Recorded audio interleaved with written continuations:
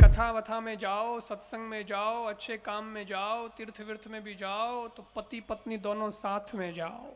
अकेले से बात नहीं बनेगी। बोले क्यों नहीं बनेगी? बोले इसलिए नहीं बनेगी कि विचार नहीं मिलेंगे। अगर पति कथा में आया और पत्नी नहीं आई, मान लो, तो शाम को जब पति घर जाएगा तो पत्नी पूछेगी कैसी रही दुकान आज, धंधा कैसे चला? पति बोला धंधा, दुकान, आज तो दुकान गया ही नहीं, आज तो कथा में चला गया था, दिन वही निकल गया कथा में ही, वो दुकान उकान तो आज।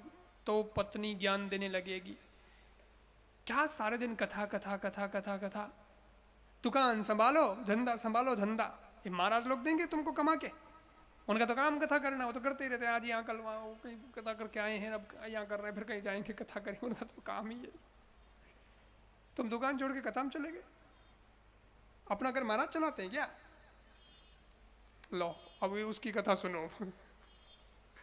घर पे मान लो पत्नी कथा में आए और पति नहीं आए, तो जब पत्नी कथा से घर जाएगी तो शाम को पति पूछेगा कहाँ गई थी? कथा में गई थी। क्या कथा में गई थी? महाराज आए हुए हैं, वो कथा सुनाते हैं, अच्छी सुनाते हैं, मैं चली गई कथा में। अरे तो महाराज का तो काम ही कथा करना है।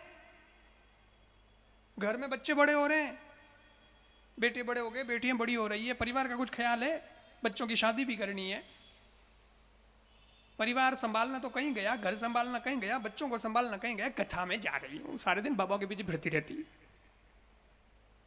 लो सुन लो और कथा। अकेले सुनेंगे तो लड़ाई होगी ही, विचार नहीं मिलेंगे, एक पूरब में जाएगा दूसरा पश्चिम में जाएगा, तो घर में लड़ाई हुए बिना रहेगी नहीं।